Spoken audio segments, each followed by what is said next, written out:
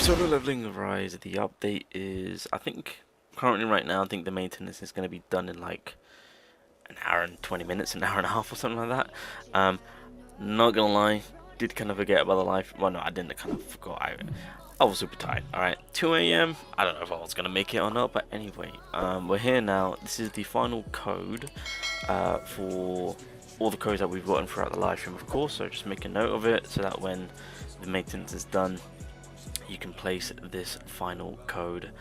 Yeah, so anyway, let's take a look at the kit of the anniversary Hae-In. So yeah, we're not going to be messing about. Let's kind of dive on in and really take a look on what we're working with. So basic skill, water element damage, defense scaling, which we knew of, core attack, water element damage, defense scaling, final hits, does inflict airborne, support skill. So when this skill hits, it inflicts airborne and unrecoverable effect. So this is kind of pretty standard for Senjinu, of course, so that's cool. When the final attack lands, it inflicts the knockdown effect. When using this skill, activates the Sword Princess Oath. So unrecoverable, makes it so that the enemy can't recover HP for several seconds. We know this because of the yellow chain, of course.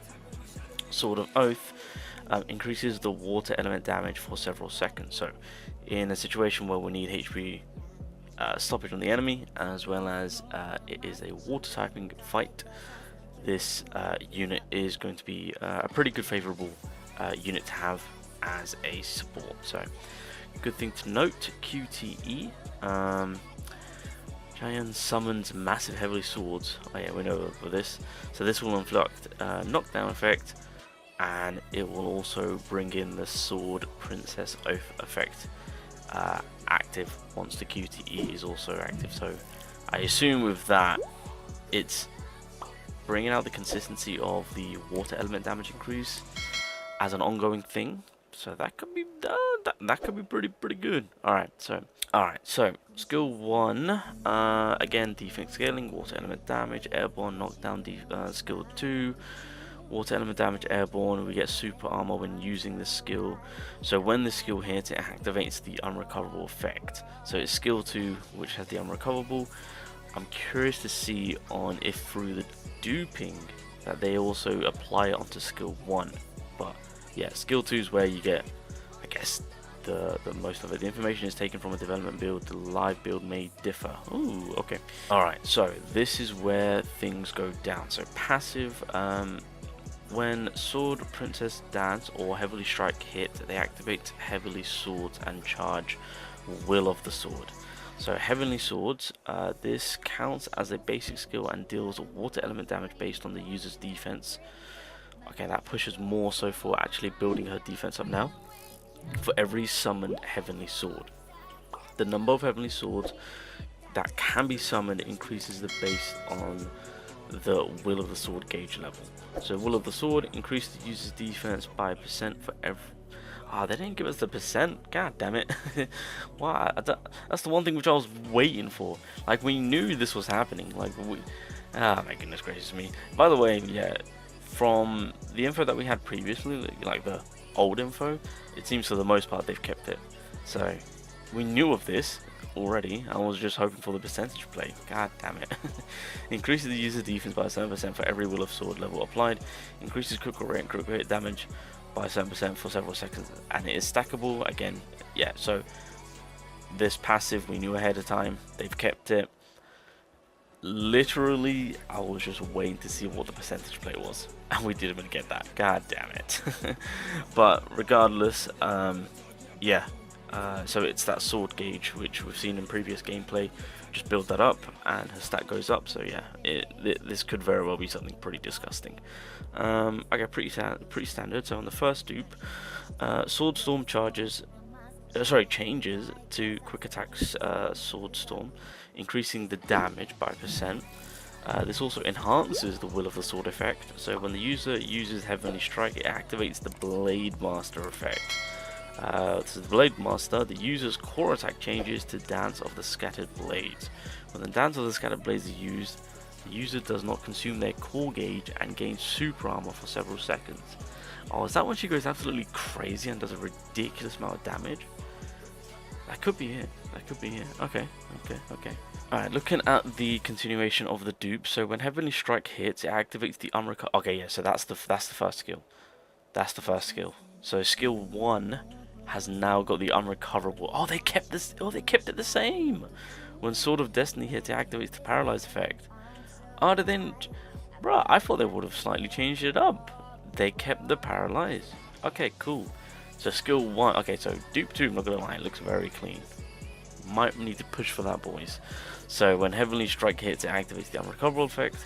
And then when Sword of Destiny hits, it activates the paralyzed effect. Okay, cool. Just to clarify, Sword of Destiny is the ultimate, by the way. So Heavenly Strike is skill 1, Sword of Destiny is the ultimate. Okay, so when the Will of Sword gauge recharges to 100%, it activates the sword to resolve. Heavenly Strike changes to heavy attack. Heavenly Strike increasing its damage by a certain percent. Okay, I was really hoping for the percent to show, but it is what it is. And then, of course, from that, it then removes all of the Will of Sword effect when the duration ends. Okay, yeah. I mean, they end pushing more so for damage, can't complain. When Chaeyoung's... yeah, okay, so again, they kept this. I thought they would have also switched this one up. So Chaeyoung's critical hit rank, critical hit damage increases by a certain percent for each water member in the party. So, alright, fair enough. And then lastly, enhances the Will of Sword. When the user enters the stage, it activates Pure Sword Princess effect. And then this will increase the damage of Sword of Destiny, which is the ultimate. And then the Heavenly Strike and Heavenly Attack, Heavy Strike by a certain percent.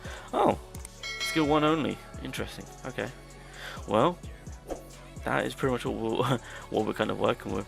Not gonna lie, the duping side of it is pretty ridiculous with all the enhances and increase in damage, and the improvement on, I guess, more so for skill 1 by the looks of it. Yeah, a lot of improvements for skill 1. It seems skill 2 barely get, no, skill 2 doesn't even get touched at any point. So yeah, I mean, honestly, duping, oh my god, I would say A3, because then you get the most out of the skill 1 being like a complete skill, in terms of kind of being where you want to get her at.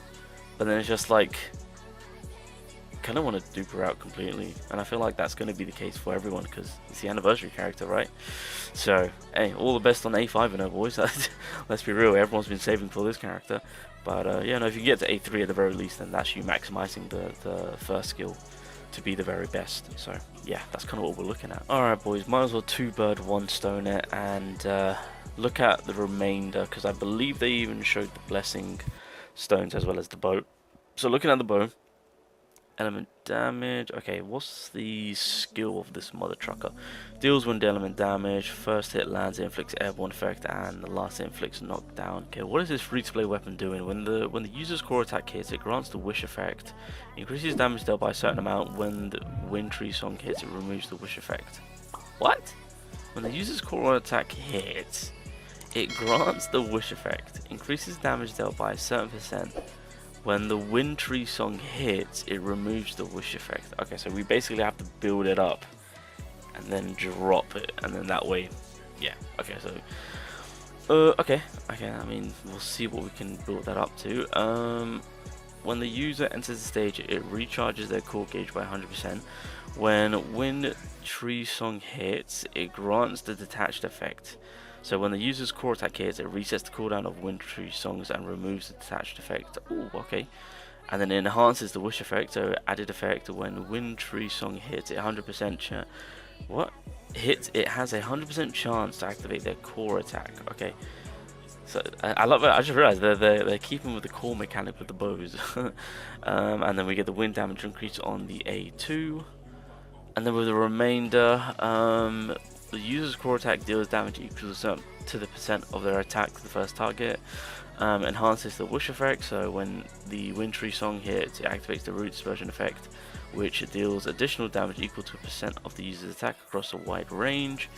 And then you get a cooldown decrease, and then lastly increases Wintry Song damage by 7%, increases the damage of root dispersion by 7%. Okay, cool. I love how they're not giving us a percent. God damn it, they really couldn't finalize that, could they?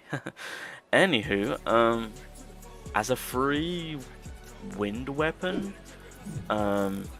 Yeah, it's more so on the DPS side of it. Again, we don't know what the percentage play is, so I can't really go off from that, but it is a core type unit. I mean, a core type weapon, of course, so I guess in a way on how we're utilizing the Phoenix Silver, you can kind of go about doing that. But I mean, I'm hoping this is good. I'm hoping there's decent percentage play on hand. Yeah, it could very well be a solid free-to-play weapon. We just have to wait and see what the percentage play is. You know, what are the numbers? What are the numbers? But it looks promising. I'll say that. We just unfortunately we don't really know what the numbers are for right now, boys. But hey, free-to-play wind weapon. Developers might be cooking with this one, because again, this could very well help us out, especially now with wind element being the element that is kind of required in order to tackle the newer content. So this could be something beautiful. Alright, so we got the new blessing stones in question, so I do want to also go over these just to get a more of an in-depth look. It's all about the quicker and sharper punch. Your attack stat increases by 7 for every 1 agility point applied up to... So this is the exact same as... So I kind of love this, because they're really forcing you to now... Because beforehand, everyone would put everything in their attack stat. This does kind of even it out, forcing you to be like, right, I can actually put some into this stat while still benefiting from getting more for my attack stat, right? Because obviously with the Intuit, of course, I think that's the blessing stone. By you putting 220 or 210 into intelligence and removing that from the your, let's say, attack, of course, you would think that you're losing out, but in reality you're getting a plus 400 on your attack, whereas if you would have put all of that 220 onto your attack stat, you'd be losing out. So it's kind of forcing you to kind of spread out your points while still gaining additional basic like for your basic attack stat, basically, right? You're still gaining even though you've got 220 points onto intelligence. So something like this is being carried over to now we're effectively applying that onto agility now, so adding 220 onto agility while still getting slightly more attack stat. So yeah, this is probably going to be a favorite one. That, and if you don't care about your intelligence, you can resort to putting 220 into agility and then the remainder into your attack stat. So yeah, this would definitely be a favorable one. So that one is going to be pretty good. Healing, what is this? Your HP recovery rate increases by 25%. Ooh, each time you recover HP, you regain an additional 4.5% of your HP. Damn.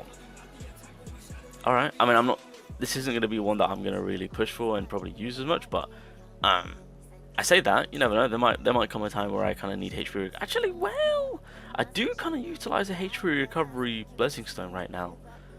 Nah, you know what? I can see myself using this one. This is, yeah, I mean, boys, can't complain. This is just a fairly solid overall HP recovery one. This is solid. Yeah, I mean, I'm not going to chase it or anything like that, but if it pops up, then happy days, hallelujah. Oh, yes. Okay, so your defense increases by 24% if your equipped weapons are the same element. Your defense increases by an additional 24%. Oh, so you basically get a base 24%, but if you're running the same element weapons, which, let's be real, most of us are in raid situations and whatnot, and boss fights, etc. I don't know about everyone else, but that's what I do. You get an extra 24%. So that's a fat stack of, what was it, 28? Wait, hold on a minute. I run this 48%. Run the other blessing stone where if you do 5 extreme evasions, you get a 60% defense increase. Bro, we're getting like 100+ increase in our defense just by running 2 of these blessing stones. Again, a very good defense one. I'm gonna try and shoot for this one. Hopefully we get lucky on that one. I like that one. What is this? Your survival instincts awaken. Oh yeah, when your current MP is at 60% or below, your defense improves by 50%. Yeah, I mean, for me this is gonna be more of a situational fight. If I'm running through my MP a lot, I mean, this could very well be something, but I'm not going to prioritize that. I don't think this one's going to be too much of a crazy one to be prioritized. Ooh, here we go. When you attack 35 times, oh damn it, there's a stipulation. Okay, when you attack 35 times, your attack increases by 2.25%. stacks up to 10 times. So we have to hit like 350 times to then get a 22% increase in attack. Okay. Well, it's not giving us any type of timer, so I think this is like a perma thing. Which if that is the case, then fair play. That 35 attack per 2.25 isn't that horrible. I was gonna say if there is like a little timer, which they haven't stated, this could be something pretty nice. But I mean, I wouldn't mind an extra 22% attack, especially if we're utilizing, well, if we're kind of non-stop on, you know, on the barrage of attacks. Yeah, I don't think running shadows and whatnot will have any form of correlation. I don't know if that is the case, then that'll be pretty broken. But okay. That one still sounds... I still want to try this out. I feel like this could be something easy to run, especially when there's no timer stipulation. Alright, so best defense is good offense. So when Sundry will use his ultimate skill, he gains a shield equal to 35% of his max HP for 15 seconds. Yeah, that's just going to be universally a solid one overall. So yeah, can't go wrong with that one. And then crushing attack, you are capable of crushing anything, so the damage of the attacks you do that have the break effect increases by 40%. Wait, what? Hold on a minute. Damage of the attacks you do that have the break effect increases. Oh, okay. For a second now, I thought that the effect of break was actually increasing by 40%. That would have been crazy. Okay. Just curious on whether or not if I would ever use that. Potentially, maybe. I mean, could I use it for power? No, because it's just affecting the skill itself. I mean, I'd still say it's fairly solid for breakage situations, but I don't know if I'll push for it. If it was giving me the increase of the attack as well as the effect, as we have with Pulverize, then I think I would have liked it a little bit more, but I don't know if I'll be running this one anytime soon. I think I'll probably still stick with my Pulverize. But alrighty, you guys, well, I think on that note, that's pretty much all the things that I wanted to look at. So this Hae-In looks extremely promising. We can truly build up more so for her defense, crit rate, crit damage, of course. I was wondering whether or not if they would actually push for the bypass and the critical resistance, but doesn't seem to be the case. But I'm still seeing that she's going to be very, very promising for the water element damage, of course, with all that we can build up. So yeah, the build up for that character is going to be pretty disgusting. So can't wait for this unit to get my hands on her, of course. The blessing stones that we've just looked at, of course, I think they didn't show 2 of them, but that's completely fine. They're also looking pretty promising too. I can see some real good ones being utilized for myself on a daily basis. I'm already seeing a few meta ones, so once we get our hands on those, we can start utilizing those.